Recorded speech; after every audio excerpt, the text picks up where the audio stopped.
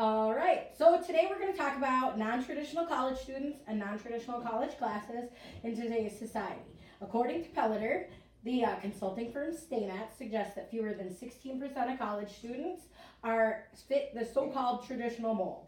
STAMAT also says that 47% of students currently enrolled in colleges and universities in the United States are older than 25 years old. In the fall of 2008, just over 1 million students were enrolled in the American Association of State Colleges and Universities were over the age of 25. With that in mind, let me tell you a little bit about myself. I am a non-traditional student currently taking non-traditional classes. I am a 40-year-old wife and mother of 3. I have a more traditional 20-year-old daughter who's a sophomore in college, and I have 2 twin boys who are seniors in high school. So, with that, I know firsthand some of the benefits and the struggles that go along with taking non-traditional classes and being a non-traditional student. So, first, let's talk about the differences between being a traditional student and a non-traditional student. Non-traditional students fit one of 7 characteristics: delayed enrollment into post-secondary education, attends college part-time, works full-time, is financially independent for financial aid purposes, has dependents other than a spouse, is a single parent, or does not have a high school diploma. Traditional college students are generally 18 to 22 years old, financially dependent on most of the time their parents, and in college full-time or living on campus.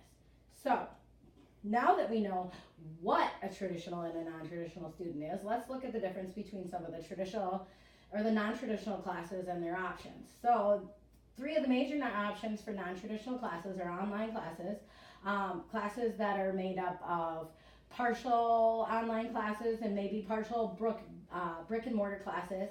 Normally those are attended on nights and weekends so you can keep your full-time jobs, or dual credit or AP classes. AP classes are considered advanced placement classes, and dual credit and AP classes are the classes that students that don't have a high school diploma have. Dual credit classes are classes that you get not only high school credits for, but also college credits.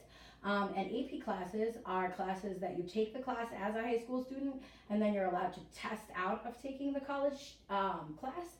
So that's according to Runzel, Noble, and Wheeler. And so now that we know what and who of the non-traditional classes and the non-traditional students, let's take a look at some of the benefits and the struggles. According to Stanford, some of the benefits are lower tuition, more flexible hours, not having to attend actually on campus, the ability to work full-time while still attending college, and still having access to financial aid and on and off campus resources.